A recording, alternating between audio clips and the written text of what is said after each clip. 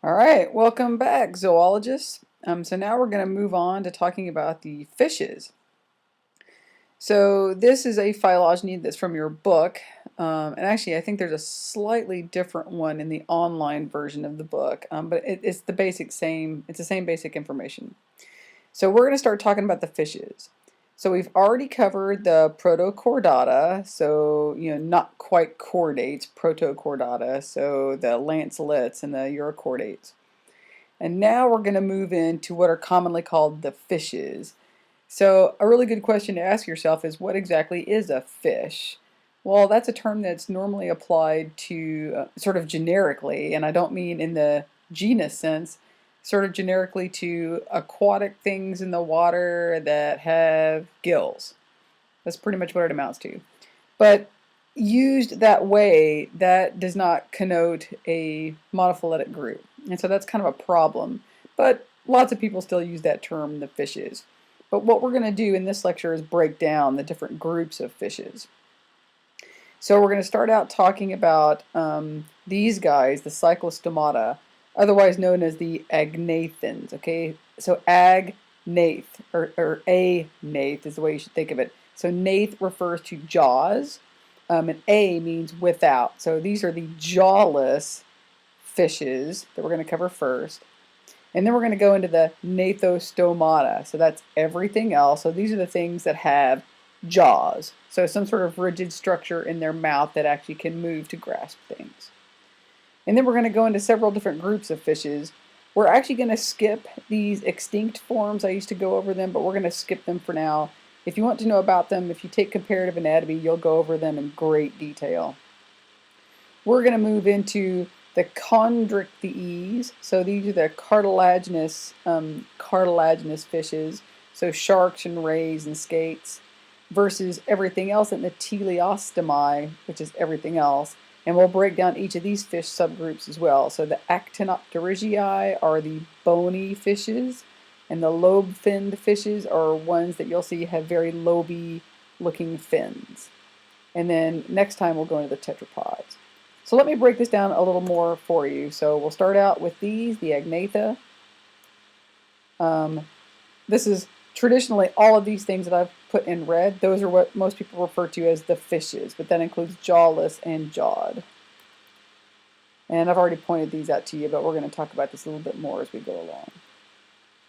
Okay, so here's kind of a shorthand version to make all of this look a little less intimidating.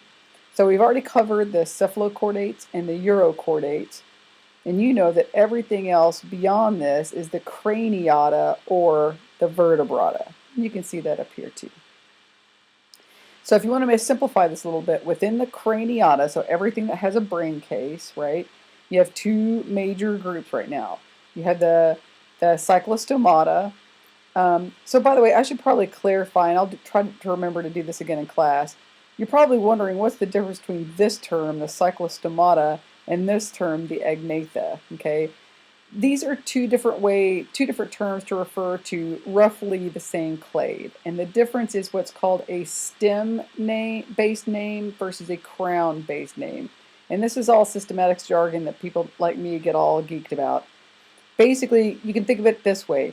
Agnatha is the term that refers to both extinct, so no longer living species, plus the extant or currently living species. So everything that's included in the group and has ever been included in the group is in that name, Agnatha. Cyclostomata is the term that only, the stem-based name. So this is the term that only refers to those that are extant right now. Okay? Okay, so the Cyclostomata, going back to that, Cyclostomata, these are the jawless fishes, so hagfish and lamprey. And within the Gnathostomata, we're going to cover two groups, the chondrichthyes, and then the teleostomi include not only the bony fishes, but everything leading up to us. But I'm trying to simplify it here. So we're going to look at two major clades, so the Cyclostomata and then the chondrichthyes. So let's move along into those. So, forgot I'm showing you the, yeah, so let's go into the Cyclostomata. So these include hagfish that look a lot like lamprey.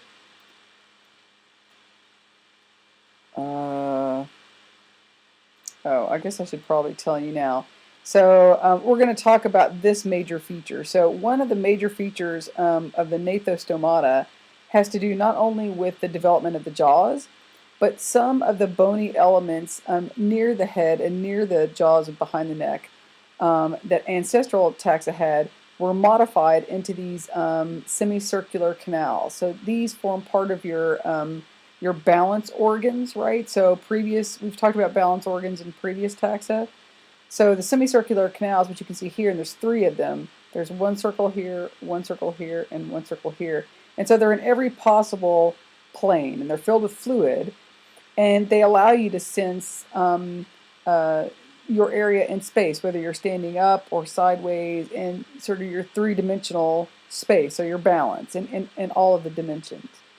And so these are modified from several jaw elements in ancestral taxa. And they're paired with the cochlea and then the malleus incus and stapes, which help you to hear. So hearing and balance are tightly coupled. And all of these structures are modified from former jaw features. So here I'm showing you a dolphin, other aquatic things. So these are organisms that are in the teleostomi that we'll get to later. Okay, sorry for that slight digression. Okay, so what I'm showing you here is the skeleton of sort of a classic agnathan. And one thing that you should notice is that it's quite complex because you're seeing not only the axial skeleton, but you're also seeing what functions as the ribs. They function as ribs. But the entire skeletal system is cartilaginous in these guys. And they're called jawless fishes because while they do have a very clear mouth, they don't have a rigid structure that is movable, that forms the jaws that grasp prey and maybe even masticate it, chew on the food. What they have is this very circular mouth that's filled with all these keratinized teeth. Now, they're called teeth, but they're different in structure from what you're going to find in mammalians. But what they primarily do, most of these guys are using those teeth and a very raspy tongue to rasp out the sides of their prey, so usually other fish, and they're sucking the juices out of them. Although not all hagfish are doing that, and I'll explain. So jawless fishes. So again, that Agnatha refers to both extinct and extant taxa. Together, the class Myxini and the class Petromyzontida together make up the Cyclostomata, and I should have kept that term right here. So the Myxini are the hagfish. So mix or mixa comes from the Greek, and you can think of it as being kind of like mucus, a mixa mucus. So they produce an enormous amount of slime, and so when you pull them out of the water, or even when you're handling them in the water, they are just completely slimy, very, very slimy critters. So these are the hagfish. The Petromyzontida are the lamprey, which you're familiar with being in the Great Lakes. These are also from the Greek. Petro means stone or rock, and myzon, I think it is. Myzon is sucking, so the stone sucking. And this is from the common observation that lamprey will often grab stones and place them in certain places when they're sort of setting up their environment. And they live in and around rocks and sometimes underneath rocks. Okay, so going along this theme, which we'll soon be departing from as we go well into the craniata. So remember those 5 chordate features, right? So dorsal hollow nerve cord, notochord, pharyngeal gill slits, postanal tail, and endostyle, right? So do these guys have all those 5 chordate features as adults? Well, not quite, no. They do, actually I take it back because I'm thinking about modifications of the endostyle. In fact, they do, right? So they have a dorsal hollow nerve cord, clearly attached to their brain. They have the notochord, the support structure in their backs. It's cartilaginous. They do have pharyngeal gill slits, but now these are beginning to be used more for respiration rather than feeding. And the endostyle has already been modified to become a thyroid gland. They do have a postanal tail that's very strong, and they use it for swimming and for locomoting. Yeah, so they've got all of them. They do not have jaws. Key feature of the jawless fishes is they lack jaws. They do have a heart, and from now on, for the rest of the semester, we're going to spend a little bit more time talking about the circulatory system because it's become quite active. It's from now on going to be closed, and you're going to see some really interesting modifications of the heart. So this is a very simplified diagram of the agnathan heart, and what you're starting to see is that the heart will become more muscular, it will become more subdivided, and it's going to create these subdivisions to be more efficient at pumping the circulatory fluid through the body. And it's also going to have greater separation between that part of the circulatory system that's sending unoxygenated or deoxygenated blood to, say, the gills or the respiratory structures to pick up oxygen. It's going to bring it back to the heart so that then that oxygenated blood specifically and only can be sent to the rest of the body. You're not quite seeing that subdivision yet here in these guys. So what you're seeing here is blood entering in the heart from these major veins. It's going to go in through the sinus venosus into the atrium. So it always goes through your atrium first before it goes into the ventricle. And in this case, you have a single atrium and a single ventricle, and then it goes right back out. So what you can see here is oxygen-poor blood leaves the heart and goes to the gills. From there, it goes to the rest of the body. So it doesn't go back to the heart, it just goes to the gills and then to the rest of the body.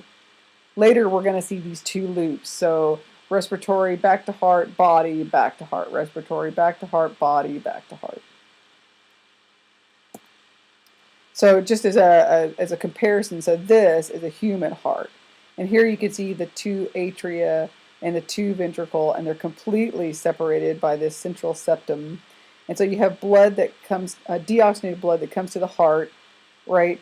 So you have right atrium, so left atrium, left ventricle, and then out.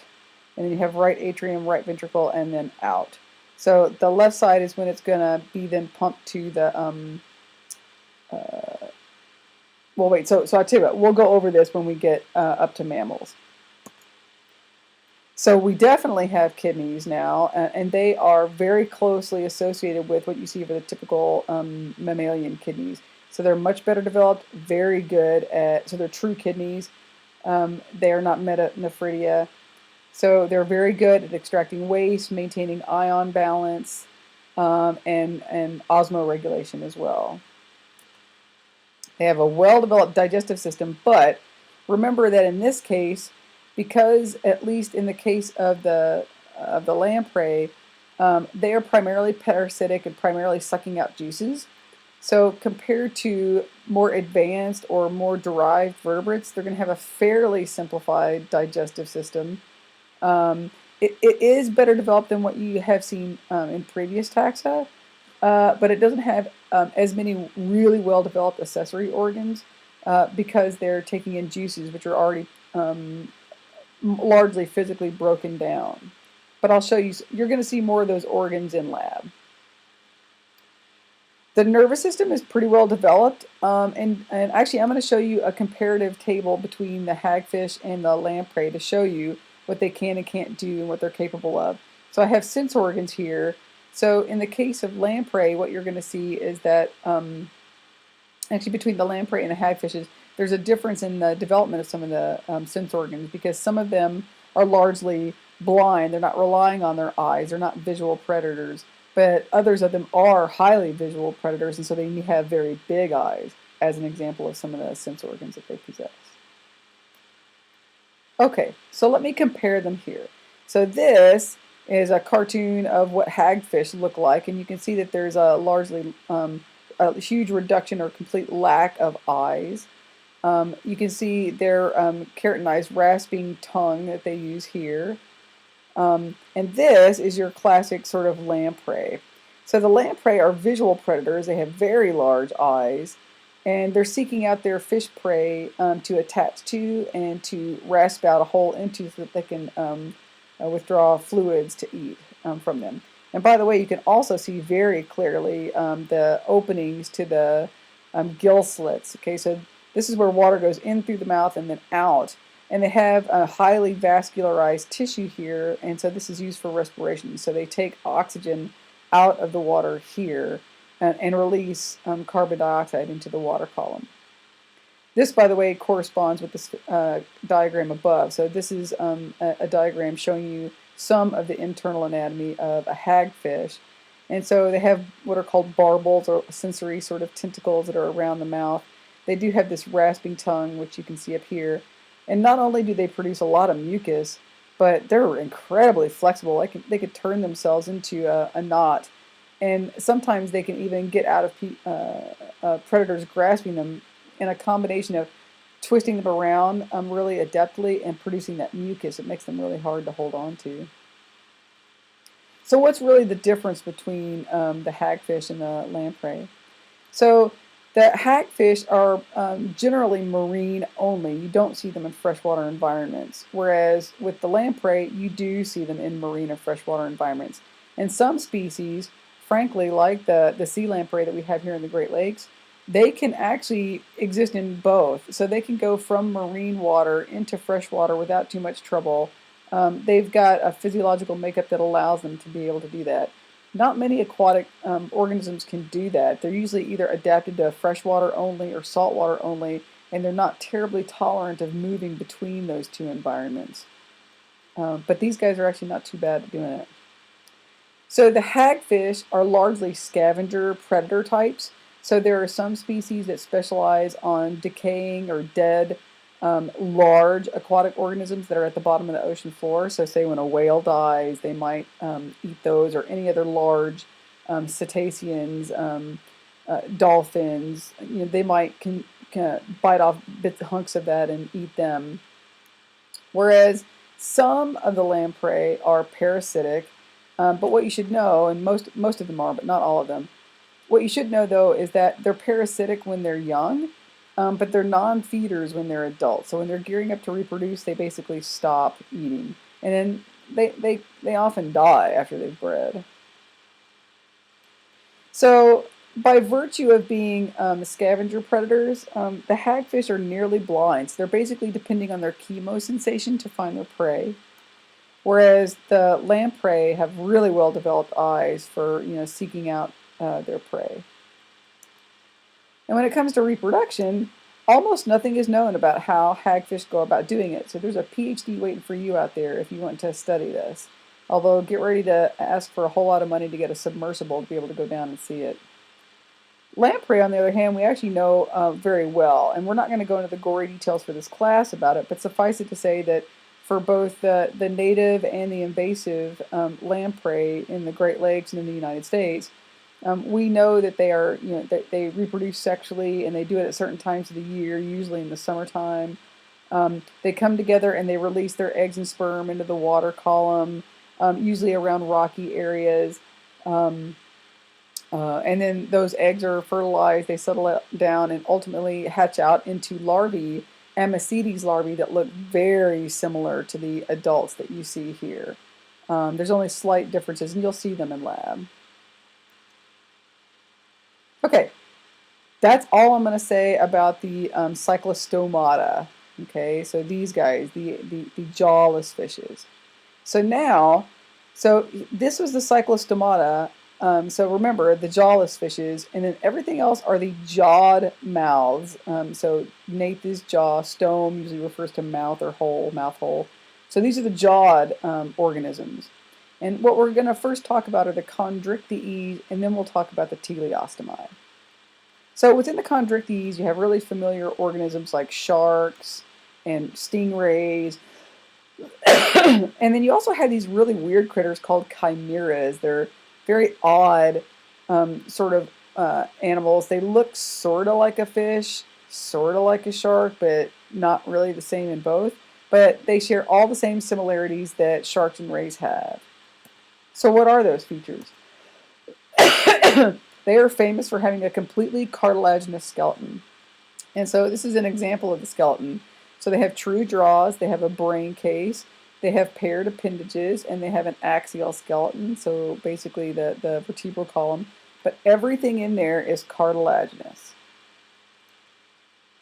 Now, from now on, when we talk about fishes, you can't miss out on talking about the scales that cover their bodies. And of course, sharks and rays, chondrichthyans, are kind of famous with respect to the scales in their skin. And many times people will tell you that, oh, you got to be sure to pet them one way because their scales are so sharp and rough that if you pet them backwards or rub your hand backwards on them, you'll slice your hand up. Yeah, that's not true. It's not like they're knife, razor sharp, but they are very rough. That is true. So there's various different kinds of scales that you'll find on fish in general, and with respect to the chondrichthyans, they have what are called. See if I can get. Oh, they have what are called placoid scales that you can see here. So what's really interesting about placoid scales, and you can see a slight close-up here, is they have a particular structure that facilitates the streamlined and the physics of water moving over their bodies. And so you can see some of that displayed here.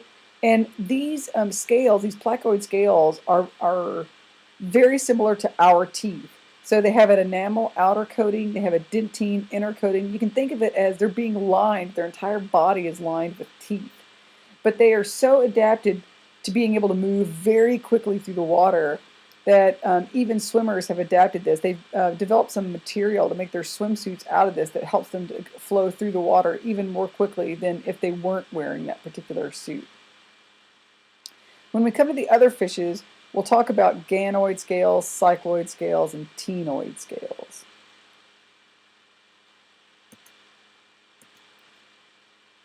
So the teeth of sharks in particular, now not rays and chimeras, but shark teeth have a really unique set of features about them.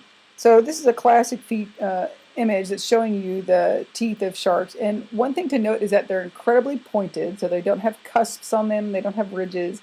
They're very sharp and very pointed, and that's primarily for grasping prey and holding onto it when they're trying to ingest them, and or for defense as well. But another interesting feature about sharks is that they don't just have one row of teeth on the upper and lower jaws, they have rows of them. And you can see that here. So throughout their lifetime, they are constantly producing rows of teeth, and they're constantly breaking off the old rows as they're used frequently, and they're pulling forward new rows. So new rows of teeth are being developed on the inside of their mouths and then are moving forward as these break off. So they constantly have a really nice set of very sharp teeth that they can use for predation and for defense. Rays do not have that. So it's not the same for rays. So as it happens, whereas sharks are primarily predating on whatever they can get in their mouths, but often it's fish, it might be other aquatic mammals. In the case of rays and skates, they're primarily eating arthropods. So they might be eating bivalves, they could be eating mollusks that are on the bottom of the ocean floor. They might be eating crabs or shrimp or lobsters or a variety of organisms like that. And so instead of teeth, they actually have these bony plates that are ridged. So these are actually bony plates that are attached to their jaws. And this is another kind here. And so what they're doing is as they grab their prey, they use suction to pull the prey into their mouth, and they basically crush the bodies with these plates and then ingest big chunks of the prey and then digest it within their digestive system. Now speaking of that, before I get to that, another adaptation that chondrichthyans have, but you'll see this same structure also in the osteichthyes, so the bony fishes, is what's called a lateral line function. So they have these special sensors along the sides of their head and going back partway down their body that are incredibly sensitive. So particularly in the case of the chondrichthyans, these sensory organs are incredibly sensitive. And so in this image here of a shark's head, these little dots are all the little holes that form the lateral line system on one side of them. And they're giving you a close-up here of what it looks like. So what's happening is in each of these holes, inside the shark are these ampulla of Lorenzini, right? And then here's a jelly-filled canal and a pore. So basically these are highly specialized nerve endings that have a very specialized structure that allow them to sense not only vibrations, but they can literally smell with these things. And so you know that sharks are famous for apparently smelling blood a mile away or some extensive distance away. Well, they're doing it with this lateral line system. So this makes them incredibly successful predators because they can sense prey very far away and they can sense vibrations very far away. Now, we're not going to go into the gory details of how the lateral line system works, but maybe when you get to comparative physiology in there, they can discuss it. They do have modifications to their digestive system. So think about what these guys are doing. So yes, they do have teeth or these plates, these bony plates that they use to physically break down their food, but they're really not chewing like what you would do with molars. So there is some physical breakdown of the food, but it's basically just into larger chunks. And they're not able with their jaws to break that food down into smaller chunks that can then be absorbed into the digestive system. So as a result, they're going to need to have modified specialized organs to assist in the physical and especially the chemical breakdown of their food items. So you're going to be dissecting a dogfish shark in lab, and you'll see this up close and more personally. But what you'll find is after the food goes into the mouth and then into the gut, they do have a very muscular stomach where some physical breakdown will occur, as well as chemical breakdown happening with enzymes that get dumped and acids that are in the stomach. But what's really interesting is they have enormous livers, absolutely giant livers. And this is because a number of the food items that they're consuming are really high in fat, and they need to break that fat down. And they also, because sometimes their feeding can be irregular, so maybe they go for a period of time without being able to find prey, they need to store a lot of fat on which to live. They also have what's called a spiral valve. So on the insides of their gut, they have this spiral structure that goes all the way throughout their gut. And what that spiral valve does is it increases the surface area of their gut tube so that they have more area for absorbing food as it's being digested. So it slows the rate of food going through the gut and allows for more space for absorption. You're also going to see things like a spleen now. You haven't seen a spleen before. You'll see a pancreas in there, and you'll see some other associated organs as well. And of course, you'll see the reproductive organs. Oh, and here's a picture. So just to give you a sense, look how giant this liver is. It takes up an enormous volume within the body. And here's the gut. There's really not that much of a stomach, although there is some, but you're starting to see, and you can actually see the ridges right here. If you were to open this up, you would actually see the spiral valve inside there. Okay, and then in terms of reproduction, so pretty much everything we're going to see from now on reproduces sexually. So you have dioecious species, male and female, and you'll see more sexual dimorphism where you can tell the difference between the males and the females. Not always, but mostly. And in this case, what we're showing you is these are dogfish sharks, and these structures right here are called claspers. This is a male, and this is a female. And so the males have these claspers that they use to hold on to the female while they're inseminating her. In the case of sharks and rays, they often they will lay these egg pouches that you see here, and they're often referred to as mermaid purses. This is a different kind that you see here, and they often wash up on the beaches. So these hold the embryos as they're developing in the aquatic environment, and once they reach a particular stage of development, they will then hatch out of these and look like very small, teeny little sharks and rays and chimeras. Okay, that's all I'm going to say about the chondrichthyans, okay? So key features, they've got a completely cartilaginous skeleton, right? So go through all those notes. So now let's talk about the teleostomi. Okay, so the teleostomi include bony fishes and everything else leading all the way up to us. So teleo means complete. Stome, remember, refers to, literally it means whole, but it usually refers to your mouth, something about your mouth. So these guys are referred to as the complete mouth, as opposed to the chondrichthyans, right? So these guys do have jaws, but they're not, their jaw arrangement is not as complex or as complete as you find in the teleos. Now, I say clade teleostomi because A, the systematics of this group keep changing along with a lot of the craniata. So this doesn't have a particular rank that's associated with it that I care that you know about. So just know that when it comes to this particular branch in the tree, you have the Chondrichthyes, so a class Chondrichthyes. The teleostomi is not really a class because all of these are going to be referred to as classes. So just refer to it as the teleostomi. So that's the name that's applied to everything after Chondrichthyes collectively. Okay, within the teleostomi, we're going to talk about the Actinopterygii. So these are the ray fin fishes. By the way, I should probably clarify. The Osteichthyes are the bony fishes. So remember, these guys all had cartilaginous skeletons. The Osteichthyes and everything beyond have ossified, bony skeletons. And then within the Osteichthyes, you have two groups. You have the ray-finned fishes and the lobe-finned fishes.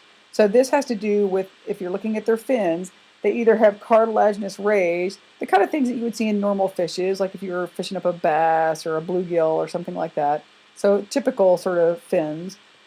These Sarcopterygii, instead of having those ridges, they do actually have cartilaginous ridges in there, but it's fleshy and kind of fatty and bony, not bony, sorry. It looks like a big pad. So they look like little paddles on the sides of their body. And I'll show you some close-ups of this in just a minute. And it's not to say that they don't have those rays. They do have the rays too, but they have really fat, paddly looking fins. And so there's the Osteichthyes and then the Tetrapoda, which we're going to go into later on. Okay, so the Osteichthyes, again, bony fishes. So what are the features they have in common? Well, they have a bony skeleton. So here I say it includes 3 clades. Hello, computer. There we go. And actually, I already told. Oh, wait, this is wrong though. That is not 3 clades in the Osteichthyes. I beg your pardon. This should be the teleostomi. So it's the Actinopterygii and Sarcopterygii in the Osteichthyes. The tetrapod is the group opposite the Osteichthyes. So I'll correct that before I upload these lecture slides up on the web. Pardon me for that. So shared features of the teleostomi, so all 3 of these together. Never mind that they have a bony, oh, I guess I say endochondral bone here. So they have a lung or a swim bladder derived from the gut. Let's see, I don't think I do have a picture, yay. Okay, so let's make this clear. Here's the structure I'm talking about here, and this is shown in a typical sort of perch, okay? This is a swim bladder, okay?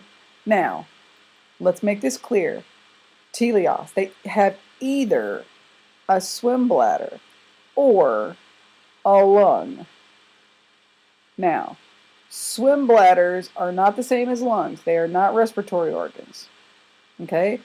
So swim bladders in aquatic organisms and fishes, this is a structure that allows them to go up and down in the water column. So you can think of it as like if you were going to go scuba diving, you really can only go so far down in the water column before you just can't get any further down because of your buoyancy, because of the fat and the air that's in your body. So you need to wear a weight belt in order to go further down, right? Fish have this organ that they can use to allow them, they can either bring air into it or release air out from it so that they can go up and down in the water column, okay? But it's not used for respiration. What do they have for respiration? Gills, right? Gills. So if you have a lung, then you use that for respiration, okay? That's what we have. Now that said, yes, there are organisms that have a lung and a swim bladder. I'll show you those in a minute. So, shared features of the teleostomi. So all 3 of these guys, they have a lung or a swim bladder. It's derived from the gut. They have a single pair of respiratory openings. Okay, respiratory openings. So you either got 2 nostrils or you got 2 sets of gills, right? On either side of your head. And then endochondral bone is clearly the hallmark. And I say endochondral to separate it out from other kinds of endoskeletons, right? So you have that rigid skeletal structure that's completely ossified. Okay. So now let's go into this first branch, the Actinopterygii. So these are the ray-finned fishes.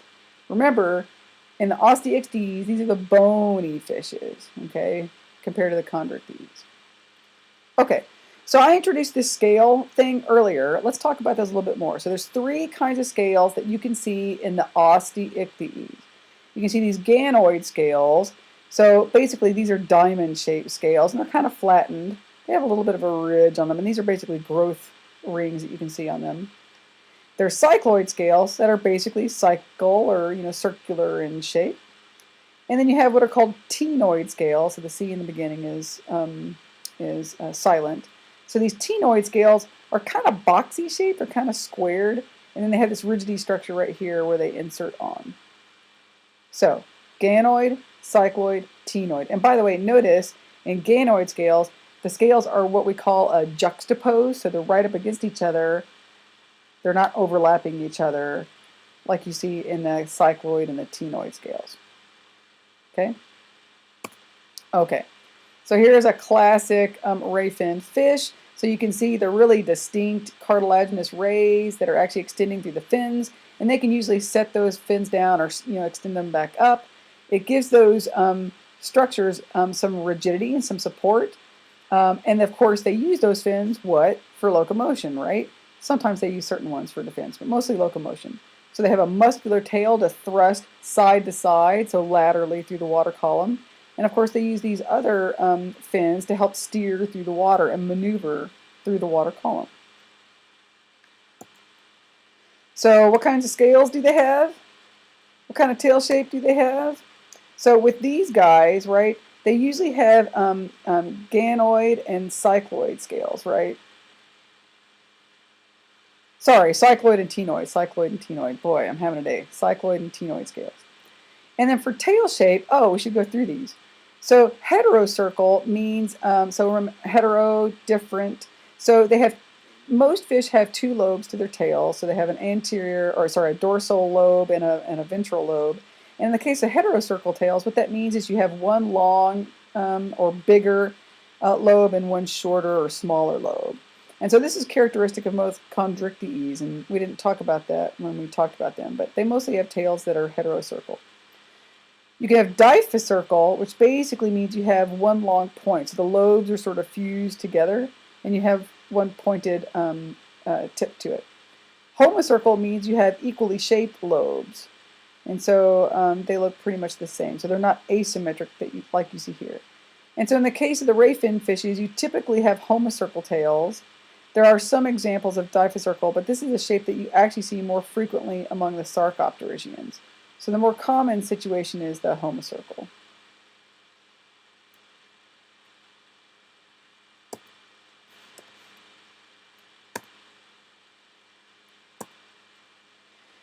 Okay, so I don't want to get too complicated with this, but within the Actinopterygii, you have three what are called ancestral clades. So, ancestral clades. They are what's called the cladistians, and one example of those is what's called the birch-ear, and these are African in geographic range.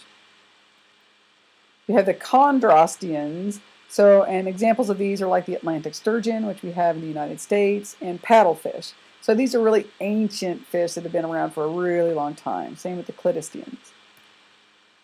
And then you have the third group, which are the Neopterygians and Teleosts together. Now, the two representatives that are ancestral are the gars, so you can think of alligator gars, we have those here in Michigan, and the bowfin, so genus Amia. And you'll see this this species in lab, and if you take comparative anatomy, you'll talk a little bit more about the bowfin. So this, the more modern, or if you will, the advanced or derived fishes within the Actinopterygii come from this particular branch of fish. But just to be clear, they have some ancestral relatives as well, and that's these guys. So you have the cladistians, the chondrosteans, and then the Neopterygians and Teleosts. Now, this is the branch that leads to the modern teleost fishes. And they have a variety of scale shapes, and we're going to see those in lab as well.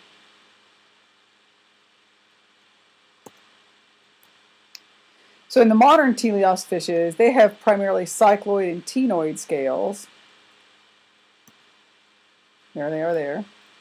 They have homocircle tail shape, and then they will often have all kinds of elaborations on their fins. So, so there's the typical tail shape. But for instance, you have things like lionfish that have these really extensive um, uh, uh, uh, uh, fins around their body where they've lost the separation in between the cartilaginous rays, so it's just the rays that are sticking out, and they can use these for defense. They're very sharp and they have poison attached to them. And then you have things like leafy sea dragons and the seahorses that are highly modified teleost fish with these crazy adaptations to their fins to make them very cryptic and to blend in with the environment. Oh, and then you have great things like, I mean, this is a cartoon, but still, you do have anglerfish that have lures, and there's all kinds of bioluminescence that's been adapted to fish. Okay. So these guys, everything within the teleost, they have really fine control over their buoyancy through their swim bladder, and so they can go up and down the water column very efficiently. Now we're not going to go into gory details about how the swim bladder works, but I'm just showing you an image here of here it is. You can see that it's highly vascularized, but it has a gas gland and constrictor muscles. So what they do is they're able to constrict the gas out or open it to let gas in to allow them to go up and down in the water column. They have had a lot of modifications to their jaw structure that allows them to more efficiently grasp prey. And part of what has happened here is the musculature and the structures have become adapted for suction, for incredible suction. And so they can open their jaws and have an incredible volume of water go in their mouths and then out their gills, but then it drives the prey into their mouths for eating. And I'll have this link in the lecture slides, and you can look at this video online. If I have time, I'll show it to you in class. Okay, so that was the Actinopterygii, the ray fin fishes. Now, let's talk about the Sarcopterygii, so the lobe fin fishes. Okay, so there's basically, extant today, there's only 3 groups. There's the Australian lungfish that you see here, there's the African lungfishes that you see here, and then the South American lungfishes. And what should immediately strike you is there's not a lot of elaboration in the fins. They have a diphthcircal tail. And see these, the pectoral and pelvic fins? So they're paired, but they're very loby. Like you don't see the rays in them. And they're kind of fleshy if you look at this guy in particular. They're kind of, if you were to touch them, they'd be sort of thick feeling. So these guys do have lungs, clearly, hence, so these guys are, by the way, also referred to as lungfishes, or you can see it in the name here too. So they have lungs, as well as having a swim bladder that allows them to go up and down the water column. Now that said, most of these guys don't have a tendency to do that. They live near the surface, and they're often in like on the edges of lakes and streams, and in the sort of mucky, sort of muddy areas. So they have lungs and gills. You can see the diphthcircal shape of their tail. And it was heterocircle ancestrally, but later diphthcircal. So all of the species that are extant today, you can see that they have a diphthcircal shape. And just to remind you, there's the tail shapes. So together in this group, right, within the Sarcopterygii, you have lungfish, but you also have the coelacanth, which is famous. So here's an example of the coelacanth, and you can see that it's retained a somewhat heterocircle tail shape. It's not quite heterocircle, but you can see the remnants of it. It's going diphthcircle. Notice it has paired pectoral and pelvic fins, but it's got these extra other fins as well.